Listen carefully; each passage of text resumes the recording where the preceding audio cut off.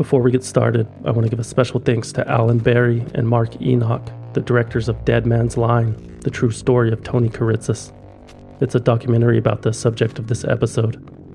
Alan and Mark have given Swindled full access to the resources they use to make their film, including audio which has never been available anywhere else until now. You can thank Alan and Mark by streaming their incredible documentary on iTunes or Amazon. Hearing the audio is one thing, but seeing the actual footage of the situation as it plays out and hearing firsthand from people who were at the scene is a whole different experience. You'll see what I mean. For more information about the film, visit deadmansline.com. Enjoy the show. I've got my finger on the trigger, and it's fired to a dead man.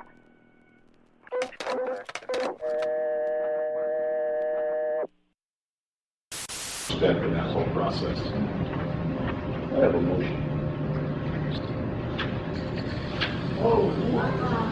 Everybody in this room,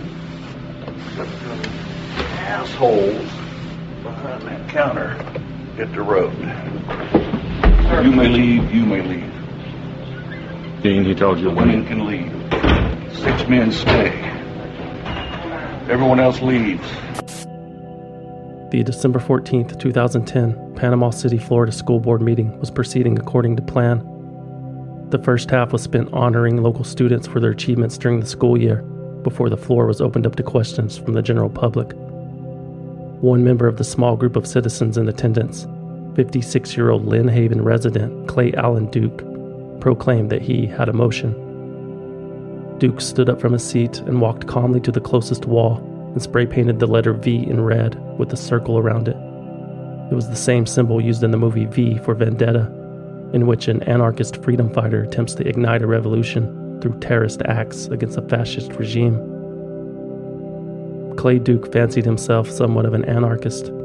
He was very anti-government, and he was what people sometimes referred to as a prepper, a lifestyle that he had been practicing since the irrational panic of Y2K. Duke kept a stockpile of weapons and ammunition at his mobile home, convinced or hoping that civilized society was on its last leg. Clay Duke was also a convicted felon. He had served 3 years in prison for aggravated stalking after he was arrested in 1999 when he attempted to ambush his ex-wife at her home. Duke was spotted by his ex-wife while he was hiding in the woods between the trees, wearing a mask and a bulletproof vest. When she confronted him, Duke threatened to kill her, whoever else was in the house, and himself. She jumped in her car and tried to drive away, and he shot out her rear tire with a rifle. While in prison, Clay Duke was diagnosed with bipolar disorder, but he was determined not to let it hold him back.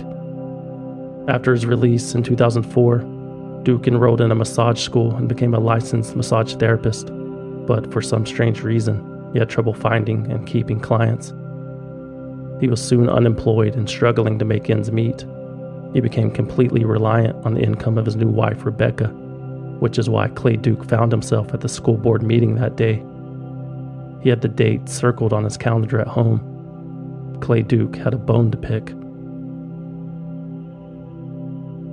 After putting the final touches on his work of art, Duke set the can of spray paint on the podium, reached into his pants, and pulled out a 9mm pistol. He approached the front of the room and ordered everyone to leave except for the 6, quote, assholes sitting on the school board dais.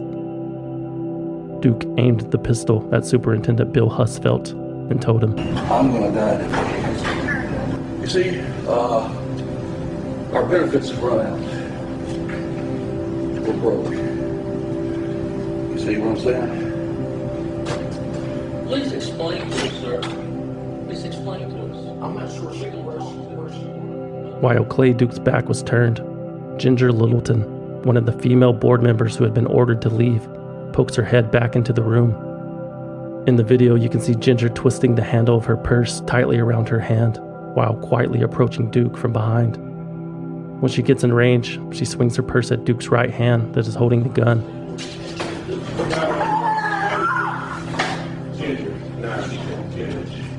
She misses, and Clay Duke angrily pushes her to the ground and calls her a stupid bitch. But he doesn't shoot her. He lets her escape the room again and refocuses his attention to Superintendent Husfeldt. Tell me what she did. They're calling the police as we speak. I know that, but tell me what your wife did. I'm gonna die.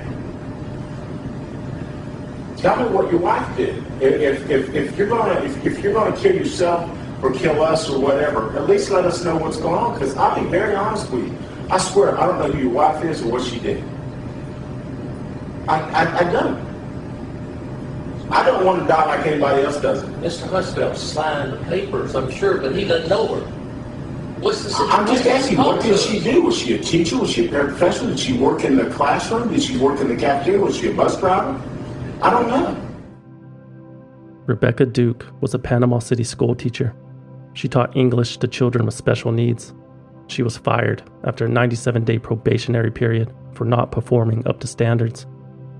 And Superintendent Bill Husfeldt signed off on it, which Clay Duke felt was contradictory to Husfeldt's campaign promises. Duke accused the superintendent of gutting the school system, which led to people like his wife being laid off. Husfeldt had also re-implemented a sales tax, which Duke felt created a heavier burden for the poor. And Clay Duke was poor. Now that neither he nor his wife had jobs, the couple had been living on Rebecca's unemployment benefits. Unemployment benefits which, according to Duke, had just run out. The holidays were approaching and Clay Duke was frustrated and angry, and he could no longer afford his bipolar medication. A week before the school board meeting, Duke posted what he referred to as his testament on Facebook. It read, quote, "Some people, the government-sponsored media, will say I was evil, a monster. No, I was just born in a country where the wealthy manipulate, use, abuse, and economically enslave 95% of the population. Rich Republicans, rich Democrats, same, rich. They take turns fleecing us, our few dollars, pyramiding the wealth for themselves. The 95%, the us and US of A, are the neo-slaves of the global South. Our masters, the wealthy, do as they like to us." Superintendent Bill Husfeldt denied breaking his campaign promises, but he did take sole responsibility for terminating Rebecca Duke, and he pleaded with Clay Duke to let the others go, a request that fell on deaf ears. Just a warning, what you're about to hear is violent and disturbing. Sign the paper, right? Okay. I don't remember and I don't know who she is. But let them go. I'm the one that did it. I mean, they don't sign the papers. I'm the only one that signs them. Will you let them go? I mean, but you're obviously upset at me. So why are they here? Look, see, here's what I don't want to happen. I don't want anybody to, just listen to me for a minute. I don't want anybody to get hurt, and I've got a feeling that what you want is the cops to come in and kill you because you're mad, because you see you're going to die one day. But why? This isn't worth it. This is a problem. Please don't. Please don't. Please. I'm going to kill you. Would you understand?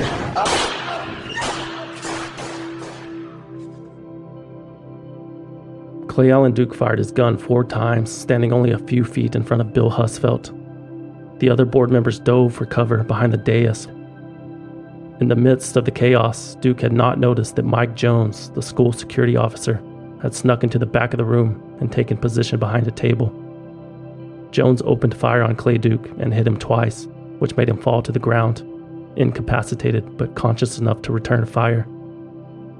Duke shot 6 rounds in the direction of the security officer before putting the barrel of the gun against his temple and taking his own life.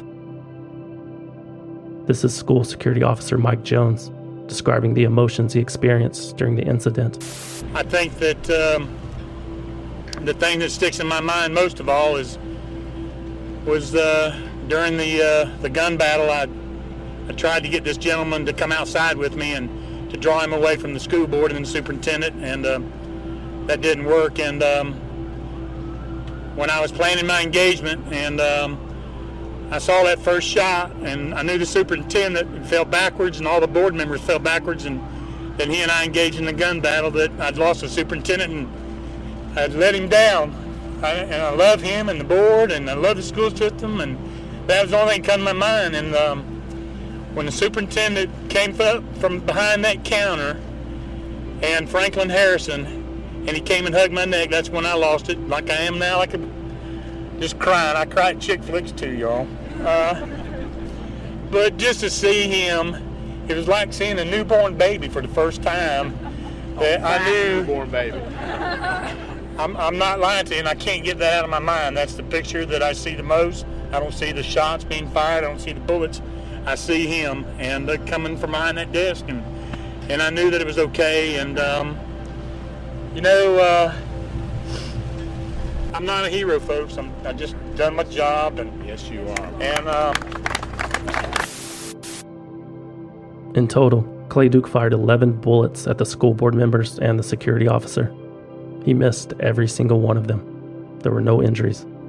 A fact that Clay Duke's wife Rebecca points to as proof that it wasn't Clay's intention to hurt anyone. She revealed that Clay was a trained shooter and an excellent marksman, and suggested that he must have missed on purpose just to scare them. Rebecca also referred to Clay as a loving husband and family man who was only trying to stand up for his wife. She said Clay was fed up with the complacency of the working class and disgusted by the ever-growing wealth inequality between the haves and the have-nots. He was upbeat. He was happy. The holidays like everybody else, he gets blue.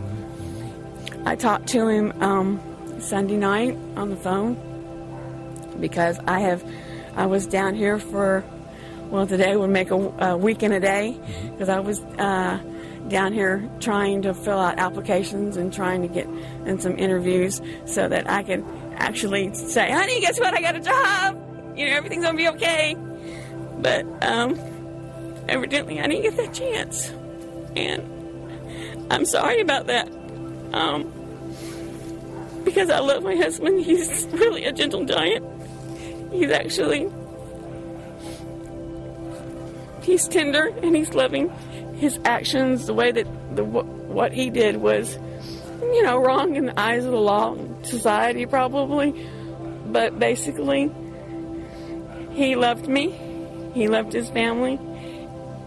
And he was just trying to have people stop, as he would say, dump on me and get me an answer so that I can move on, so we can move on. That's what he was trying to tell everybody, is that the world is focusing too much on money and we've stopped caring about one another. We're intelligent people. Let's just stop being little zombies and just going along with the flow. He wants the other, as he calls them, the other 95% of us to actually work together so we can have our middle class back, because we deserve it. We deserve it as much as what the rich, as he calls it, has. We deserve it as well. Clay Duke's story is a familiar story, one in which a man at his wit's end fights back against a perceived oppressor, even if the perceived slights exist only in the mind of the slighted. It's a story in which the little guy finally stands up to the man, even when the most likely outcome is self-destruction. That's the story of Clay Allen Duke and the overwhelming pressure of being poor in America. And it's the story of Anthony G. Kiritsis and his dying American dream. A former car salesman seeks vengeance for a real estate deal gone sour by taking the president of a mortgage company hostage at gunpoint on this episode of Swindled. They bribed government officials, Clear violations of federal and state law, pay to play millions of taxpayer dollars that were wasted, paid tens of millions of dollars, $1 billion, dummied up its books and records to hide the by falsifying its books and records, responsible for the collapse of the entire system. In this role of some kind of swindler, is that right?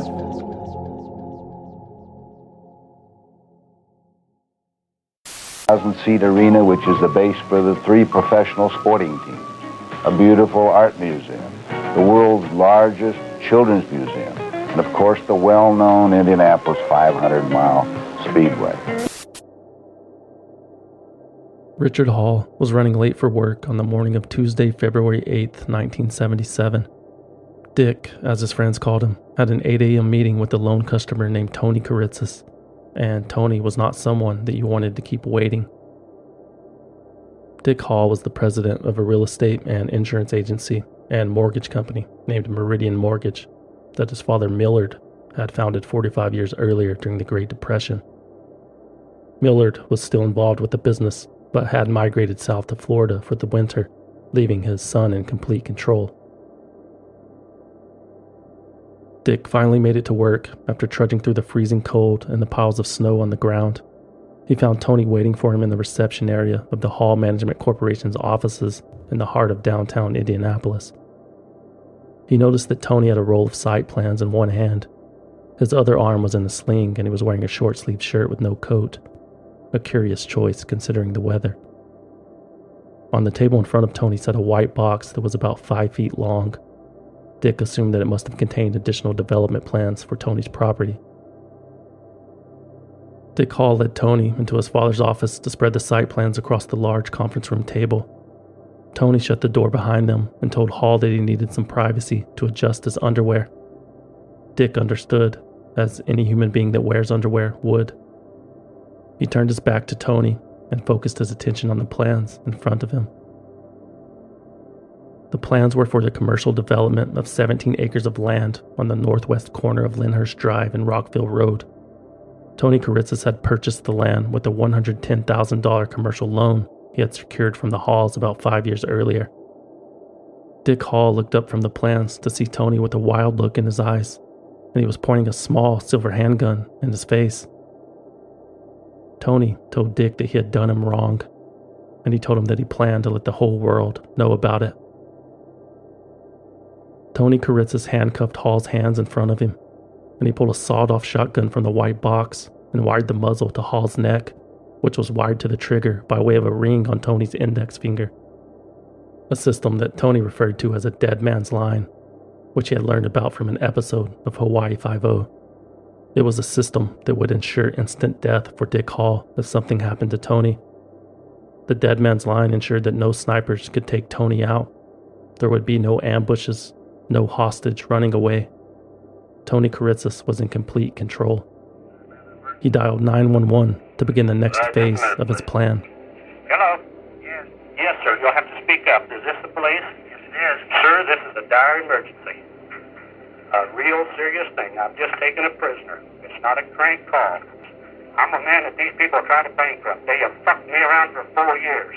Now, I want you to send 2 police officers to this address, and I'll tell you what you can tell them. I've got a 12-gauge sawed-off automatic shotgun. I've got a dead man line on the trigger. There's 3 shells in the fucking gun. There's 1 in the chamber, and a man with a gun on his neck, wrapped around with a cable, is holding the fucking safety in his hand. And if anybody yanks on me, yanks that gun, makes a false fucking move, we'll die right here. My name is Tony Kiritsis. I'm going to have my fucking revenge. They fucked me around for 4 years. A deliberate setup. Millions of fucking dollars involved, and they know it. Let me tell you something, sir. You tell those guys to play it too, because this is the real fucking McCoy. Say hi, Dick. Say you're okay. Don't do this. You want to say you're okay? You want to forget about it. Say you're okay. Yeah, I'm all right. Now, let me tell you something. I don't want to die. There's no fucking suicidal cell in my fucking body. But I'm a mad, mean motherfucker. And if I had time, I'd tell you, you'd be mad too. I'll put it to you this way. If somebody sets you up to take everything you've got, every fucking thing you've got, like the fucking mafia, or worse. They put you in a hole and you don't know how to get out of it. No, they didn't put me in a fucking hole. They set me up. There's a fucking difference. Man climbs down a fucking hole himself, but anybody can be lied to. I've got to tell you how fucking badly I feel about fucking with you guys like this. It's kind of hard for the average fucking guy to understand this, but it ain't hard for my fucking friends to understand it because they've seen me die for 4 fucking years. Okay, we just want you to kind of keep calm as you can because you don't... Shit, maybe I'm calm. There ain't a fucking nerve in my body. You bet your fucking life on that, because I tell you, these cocksuckers lucky they would deal with me. There's somebody else that would have killed them a long time ago. Hey, let me tell you, I know I'm on a fucking long, one-way, dead-end fucking street, but I'll tell you one fucking thing. I didn't come up here to back down. In the 25-minute phone call with the Indianapolis Police Department, Tony Kiritsis did his best to explain the situation, and he requested 2 officers meet him on the 4th floor of the office building at 129 East Market Street to discuss his demands. Tony also tried to explain to the officer on the phone his reasoning for taking Dick Hall hostage. He insinuated that Dick and his father had screwed him over on the loan. Tony's theory was that the Halls had been sabotaging potential purchases of the land so that they could eventually foreclose on the property and keep it for themselves. Tony accused the Halls of luring interested developers away from his land in favor of other locations on the market, an accusation based more on paranoia than fact. The truth was that the Halls were only interested in getting their money back. The company had already extended the 2-year loan more than once when it became apparent that Tony could not afford to repay it. Tony refinanced the loan a final time in February 1976, which required him to pay $130,000 on the original $110,000. An agreement that Tony could have easily satisfied if he had sold the land, which had been appraised for almost $600,000 in October 1975.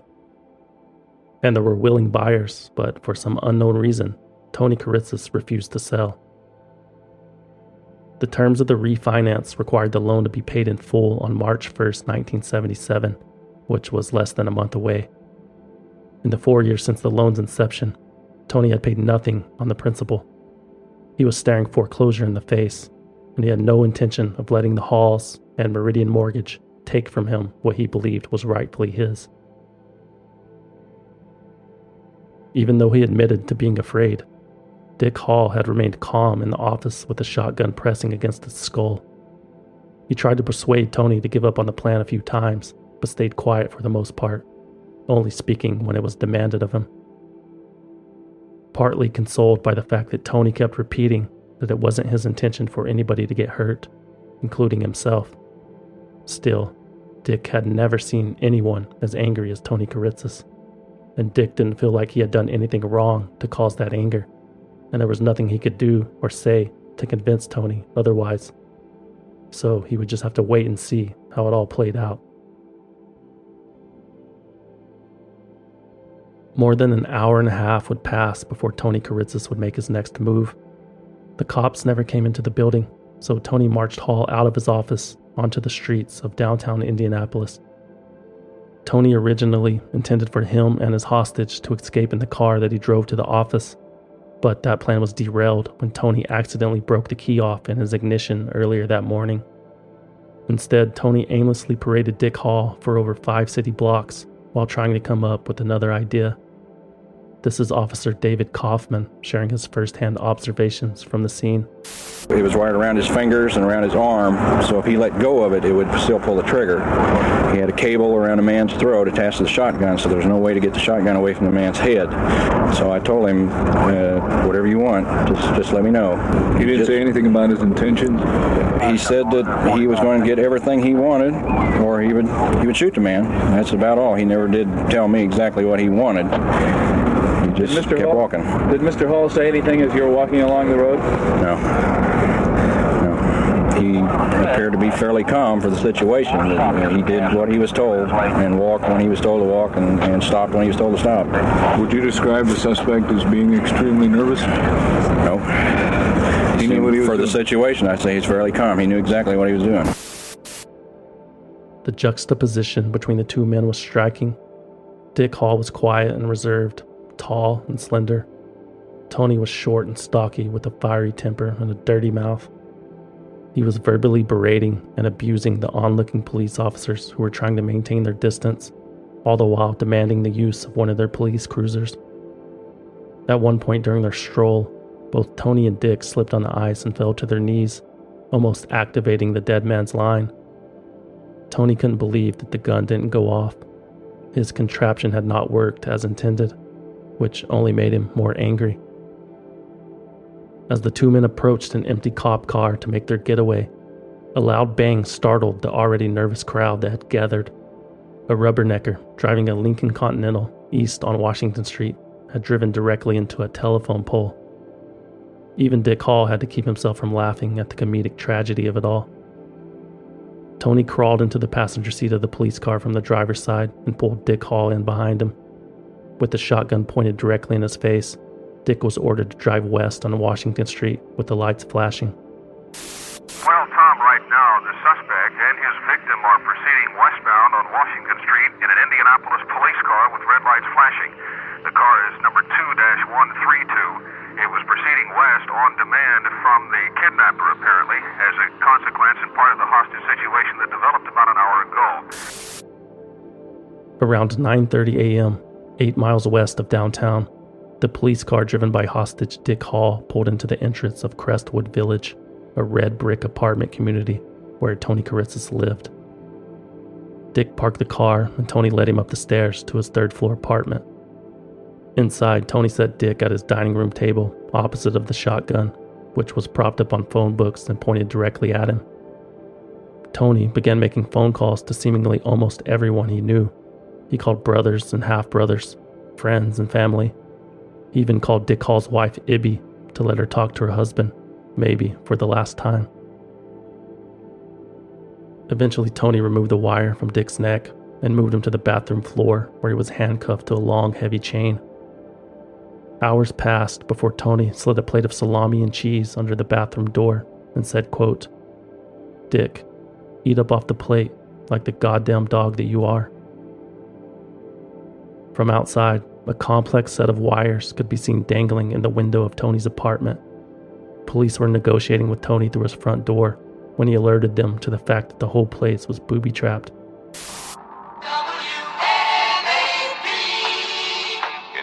We are back in contact with Doug O'Brien. And Doug, you say you have gotten a recent advisory from Chief of Police Eugene Gallagher. Can you give us that situation? That's correct. Gallagher tells us that the apartment apparently is wired somehow to be set off by nitroglycerin, and they're advising everybody to stay away from the east side of this building because if the nitro is in fact there, and if in fact it does go, it's going to blow out the east side of this three-story apartment building.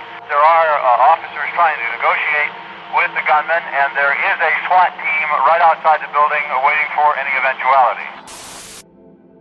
Over 500 residents were evacuated from their homes and put up in hotels, which allowed the police department and the media, who were venturing into unknown territory, to set up their bases in unoccupied apartments. The evacuation also allowed the police to continue negotiating with Tony Kiritsis from a safe distance of the explosive material. Instead of communicating with Tony through the doorway of his apartment, they began talking to him through the television and the radio, which he was constantly monitoring. And Tony talked back through repeated phone calls with a well-known Indianapolis talk show personality named Fred Heckman at WBIC. In his first conversation with Heckman, that would be broadcasted over the airwaves, Tony listed his grievances and began making his demands. To tune out. I've been an angry man for 44 years. Nobody has had the adversity that I've had. But in spite of that, and without arrogance, and without putting my friends down, and without being egotistical, I am the strongest man mentally that I know. The average guy that would have gone through this would have already had a heart attack and or a stroke. These guys are lucky they're dealing with me, because some nervous Norman would have already shot them. Now, I'll tell you what these people tried to do, sir. It's almost indescribable. To the average man, he will be unable to comprehend it. These people betrayed, they set me up, they schemed to ruin a life, a human life, my life. You've got 100 armed officers around here trying to get a shot at me. They had a couple hundred down on the street yesterday morning. I dared them to shoot me. I didn't go down there to be a buffoon. I went down there for vengeance. And by God, I'll have vengeance. And I'll tell you something while we're on here. They made that statement last night. Not bad, but completely and totally inadequate. They're going to say we had to do this because he had our son with a gun on his head. He was going to blow him up. Now let me tell you something. I'm going to walk out here a free man. They're not going to book me. They're not going to mug me. They're not going to print me. And they're not going to take me to a psychiatrist because I don't need one. Now, you goddamn right I planned it. I planned it the first day I signed that mortgage in 1972, December the 19th. I told this man and his father, in their office over a period of 4 years, repeatedly, almost explicitly, that I would kill any man that set me up with this kind of greed. I'm not a rich man. I'm a poor man. I never wanted to be rich. It didn't bother me. I could go plodding along here, being poor, working like a dog, and breaking even and be happy as a dog in dog heaven. But nobody, sir, nobody is going to set me up and take everything that I own. I've made a lot of sacrifices in my time. I'm a 44-year-old man. I've never been drunk. I've never been married. I've never been engaged. I've never gone steady. I forsook marriage because I had a lot of responsibility. Fuck these people. They played God and lost. I'm a man that's fighting for everything that I own, sir. Do you have a wife and family, Fred? I sure do, Tony. How many kids you got? We have 5. How old are they, Fred? Oh, they range in age between 12 and 28. You love them? You better believe I do. Let's say they set you up, and they said, we're going to take your car, and we're going to take your house, and we're going to take your wife, and we're going to take your children, and then they're going to laugh at you. Would you be ready to kill Heckman? Be awfully mad, sir. Would you be ready to kill Heckman? I don't know what I'd be ready to kill, but I'd... Ready to kill? Don't lie, I don't lie. Why do you lie? You'd kill in a minute. They have ruined my life. But I'm a mean motherfucker. They aren't going to intimidate me, and they aren't going to humiliate me. I've been a goddamn patsy all my life. I told this motherfucker up here, after all they've done, that I still couldn't hate him, but I could sure as hell kill him. Now, as I say, they're going to document everything that they have done. Okay, Tony, I'll tell you what. We're going to stop the tape here. What I will do, and you can listen if you want, I'm going to play your tape. In an earlier phone call with Deputy County Prosecutor George Martz, Tony outlined exactly what his demands were. 1. He wanted an immediate cancellation of the $130,000 loan held by Meridian Mortgage, accompanied with an admission of wrongdoing and a sincere public apology. 2. Tony wanted a signed document from Meridian Mortgage promising him $5 million. And 3. He wanted a guarantee of full immunity from any prosecution or psychiatric evaluation. The first 2 were easy. Meridian had agreed to cancel the loan, and they were willing to give the man anything he wanted in exchange for Dick's life. They even had a personal friend of Tony's read the public apology from Meridian on television. The immunity deal, however, was going to take some work that would have to continue into the next day. In Indianapolis, a man named Anthony Kiritsis is still holding hostage a real estate executive. The drama is in its second day, and our man, Mike Jackson, is there.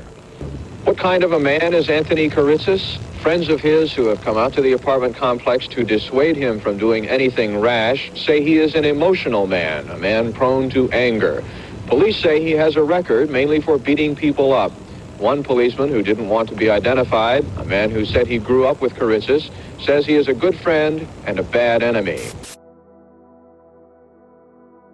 On the second day, Dick Hall was brought back into the dining room by Tony, who was becoming more erratic and paranoid by the minute. Sometimes he would become overcome with anger and unable to control his emotions. Other times he was comfortable enough to leave Dick at the table unattended. He would be screaming threats of murder and revenge one minute, small talk and friendly conversation the next. The 2 men were killing time and listening to the radio for any new developments.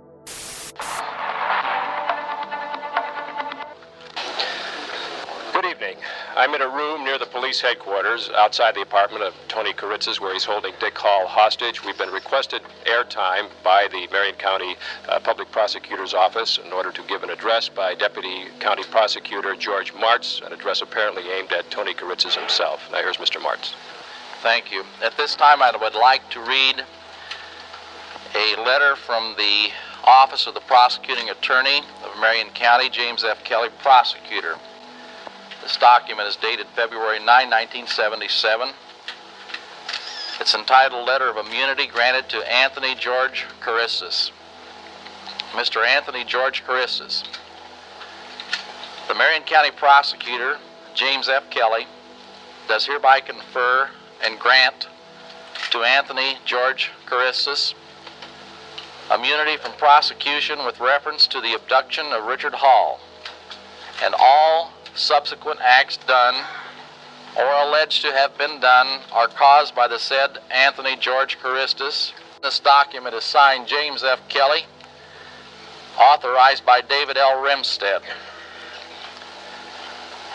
Mr. Kelly has been contacted by myself on 2 occasions today. The last time approximately 10 minutes ago. He is fully aware of this agreement, and you have his assurance that the terms of this agreement will be strictly enforced. Tony Kiritsis had received a public apology, a promise of $5 million, and now full immunity from prosecution under the condition that Dick Hall would be released without incident. Tony Kiritsis had gotten exactly what he wanted. Tony Kiritsis had won. The immunity agreement was sent to Tony's lawyer for review, and whenever Tony received word that it was legit, Dick Hall would be released. But just as things seemed to be progressing towards a nonviolent solution, there was a moment later that night when all progress seemed to be lost. On the radio, Tony heard a news anchor say something that made him believe that the cops are planning to take him out. Tony picked up his phone and dialed a sleeping Fred Heckman.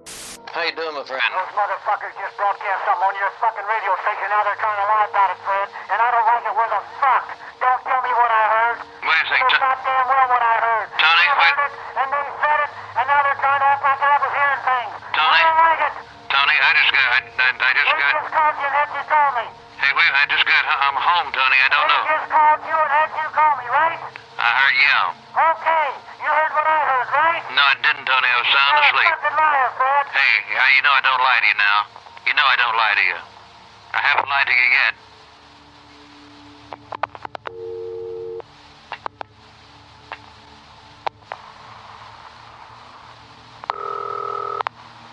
Yeah. Yeah, Tony, really? Hey. Mr. Heckman, please. I respect you. You've been a hell of a man. Thank you, sir. Those cocksuckers are on us. Tell them to get 2 of them across the fucking hall now. Right now. Okay. It's down here short, Fred. It's goddamn short. I'll have vengeance if nothing else, and I ain't gonna take a chance on it. Now! Okay, Tony, listen.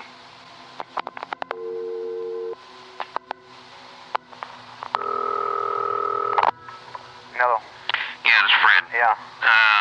Very agitated. No kidding. Yeah. What is it we said? Well, I don't know. Obie actually said it. Perhaps he can tell you. You know, speak to Obie, see what... Okay. Yeah. What was it she said? I don't really remember. It was some general comment about how bomb squad individual had indicated earlier on to the effect that if Kiritsis became incapacitated, they could probably get inside the room without setting it off.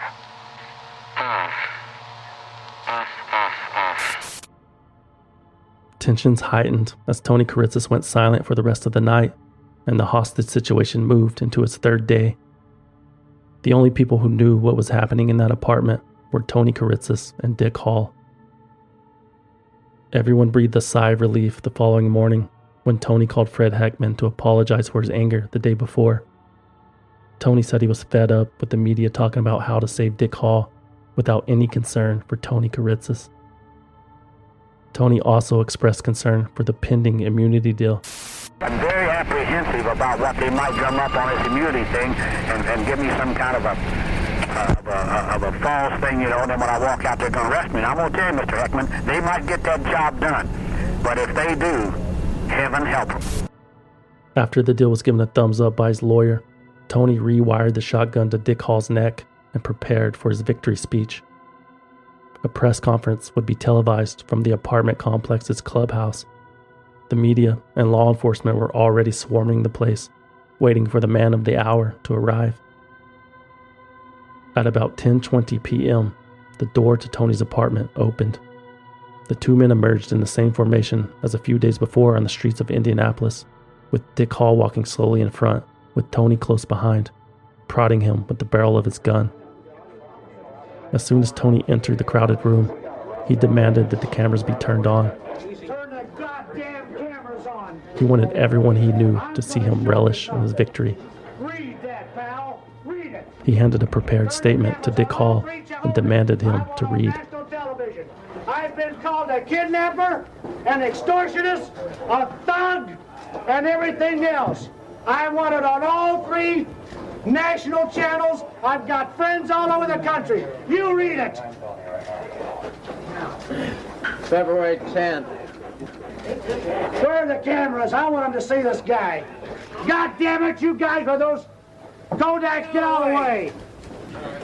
You guys be good and quiet. We'll let this gentleman read that. They goddamn near made me blow his goddamn brains out. Jimmy?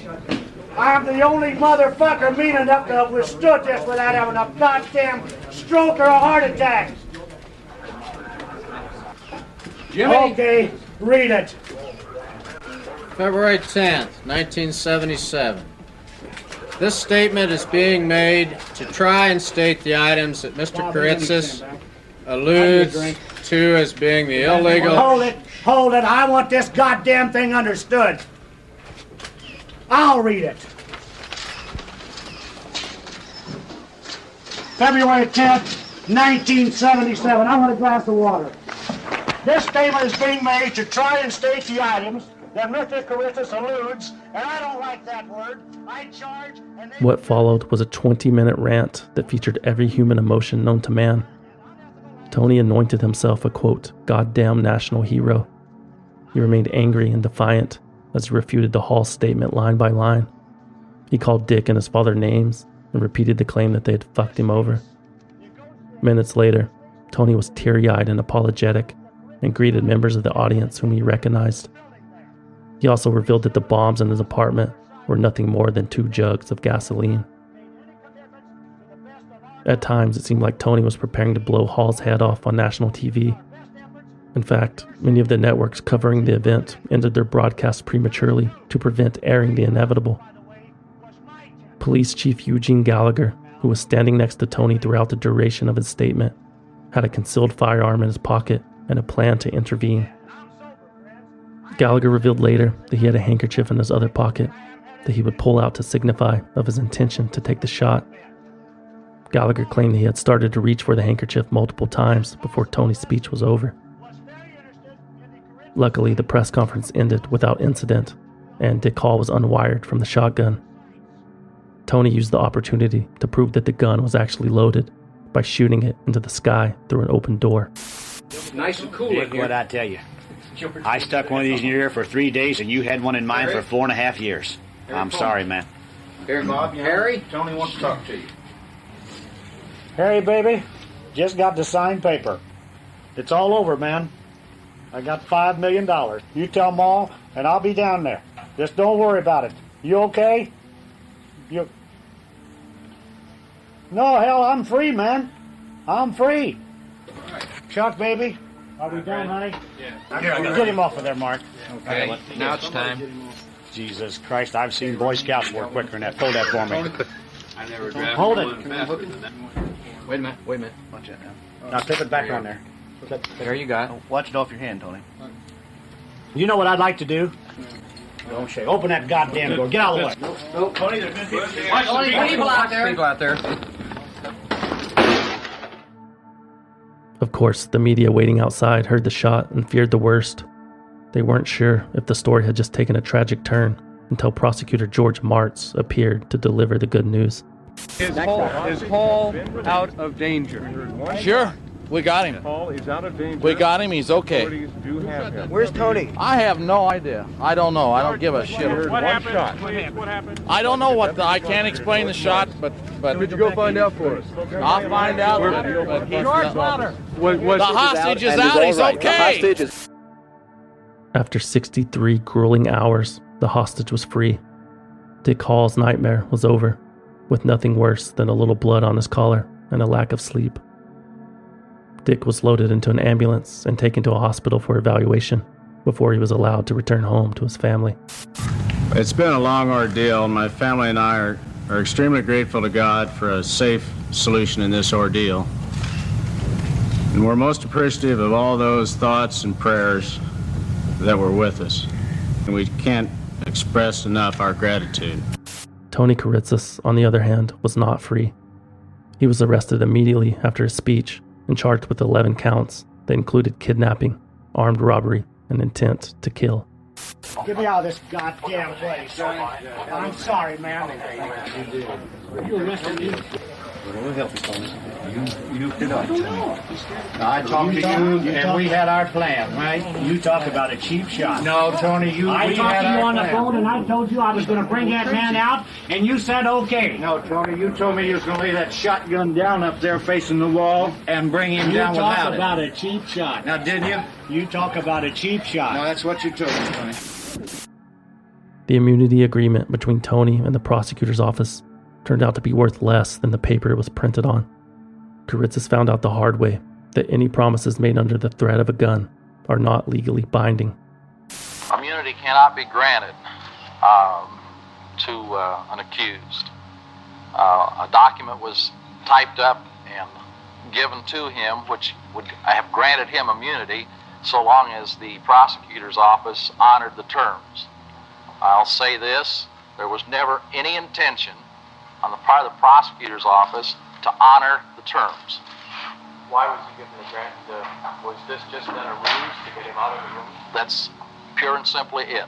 What's his status at this point? Is he, what's his bail? Is he going to pay it? What's that? He's presently in jail, and the total bond is $850,000. Meridian Mortgage also released a statement to publicly announce that any promises or comments made by the company during the hostage crisis were false and were only intended to save Dick Hall's life. Tony Kiritsis had been screwed over by the man once again.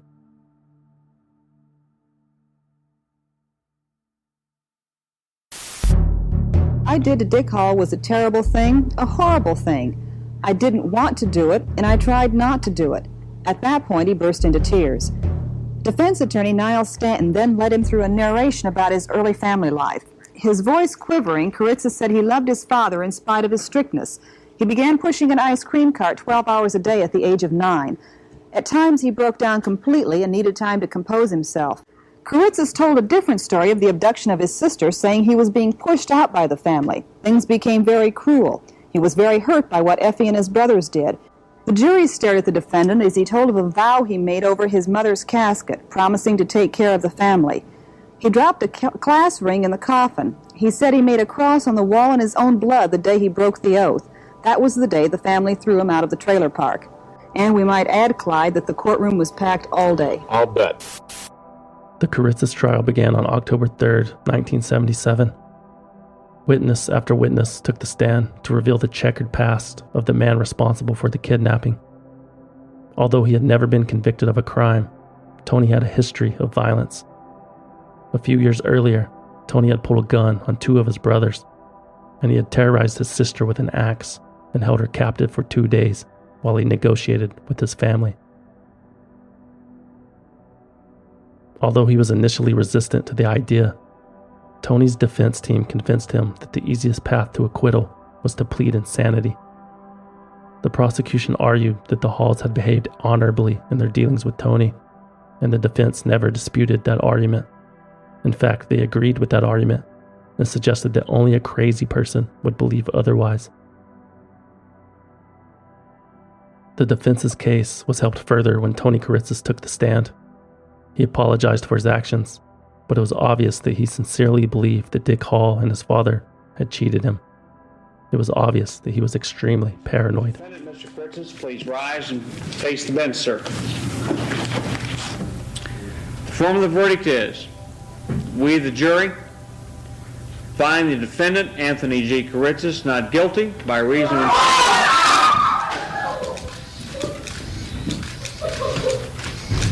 I've got to play one minute. Just a minute, Mr. Kiritsis. Just a minute, please. We further find that the defendant, Anthony G. Kiritsis, committed the act charged in count 3 of the information,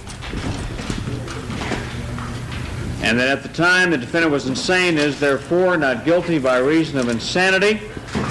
Please be seated. I'm sorry, Your Honor.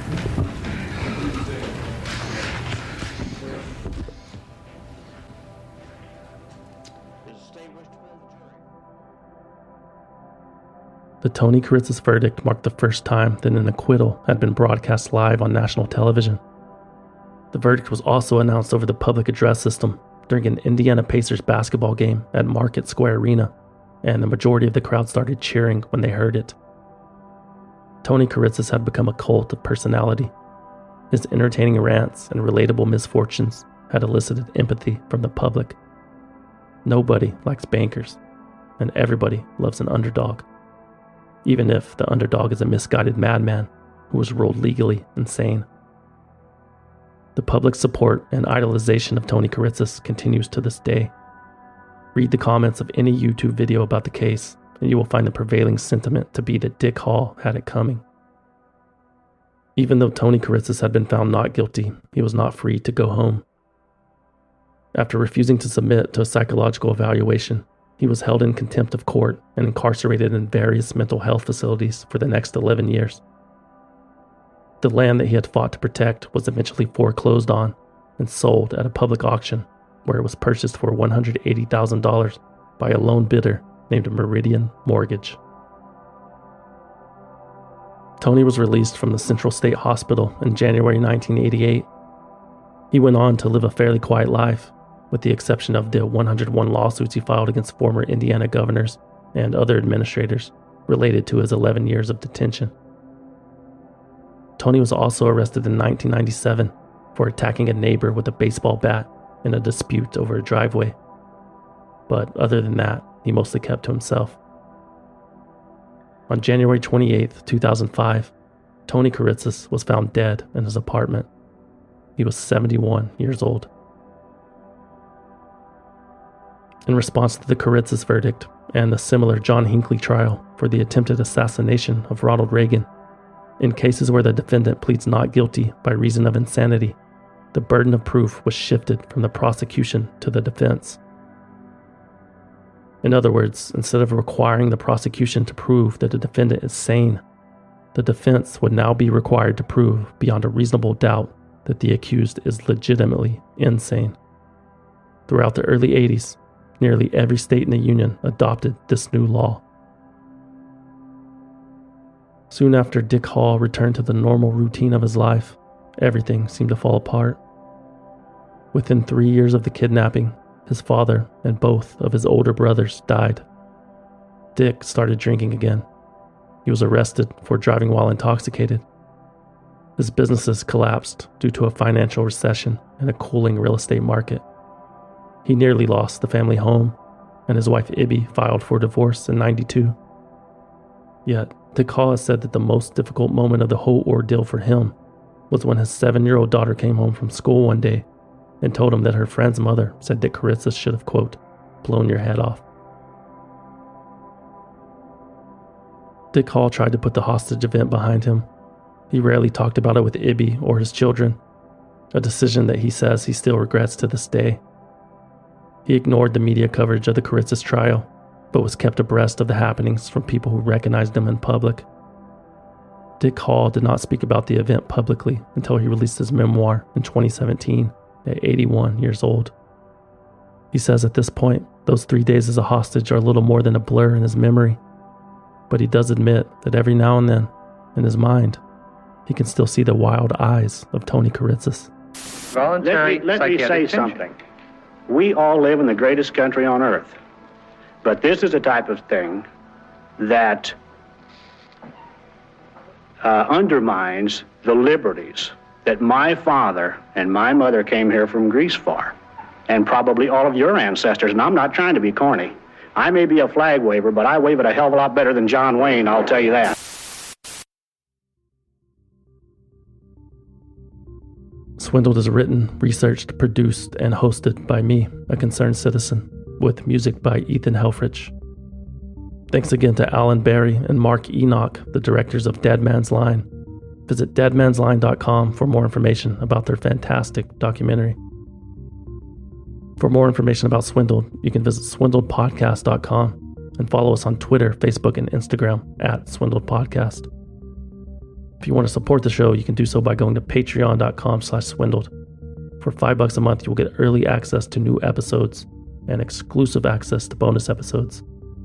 We're about to embark on a new bonus episode series called the Corruption World Tour, where each month we will examine a different country from around the world and share some of its most infamous cases of corruption and greed that is plaguing society. That will be fun, for lack of a better term. And it will only be available to Patreon supporters, so go check that out. Also, Swindle donates 5% of our Patreon proceeds to a different charity each month. So not only will you be supporting us, you will be supporting a good cause as well. Thank you. Patreon.com/swindled. You can support the show another way by visiting swindledpodcast.com/shop. We just added 2 new t-shirts, which are my personal favorites so far. There are also hats, hoodies, beanies, etc. Go check it out. swindledpodcast.com/shop. Also, I want to remind you that Swindled will be at the first annual True Crime Podcast Festival on July 13th, 2019 in Chicago, Illinois. Come hang out with me and other podcasters from shows like The Vanished, The Trail Went Cold, Pretend Radio, Wine and Crime, and more. For tickets and hotel information, you can go to tcpf2019.com. That's it. Make sure you stay tuned to hear promos from other independent podcasts. Thanks for listening. Hi, we're Hannah and Suruti from Red Handed, the true crime podcast asking the questions no one else is asking. We come at you every week covering everything from barely known crimes to revolutionary cases. But whatever we're discussing, we dig into the social, cultural and societal aspects of every story. And still have you feeling like you're just down the pub with your mates. Listen and subscribe on Acast, Apple Podcasts, or wherever you get your podcasts. What podcast brings you true stories of exceptionally smart and insanely dumb crimes every week? Dumb and Busted, obviously. But Hannah, where's your one-stop shop if you want to hear about a killer nurse, a pervy arsonist, or a group of hella old dudes breaking into a vault? Dumb and Busted. Allison, come on, seriously? We host the show together. Okay, last question. Where can I go if I need to hear the #1 song of 1999, I Want It That Way? What? The Backstreet Boys album Millennium? How did we even get on this tangent? Oh, okay. Sorry for being the only one who's ever fallen victim to their tight harmonies and timeless songs. Anyway, please listen and subscribe to Dumb and Busted on iTunes, SoundCloud, Stitcher, Google Play, or anywhere you get your podcasts. Crime you later!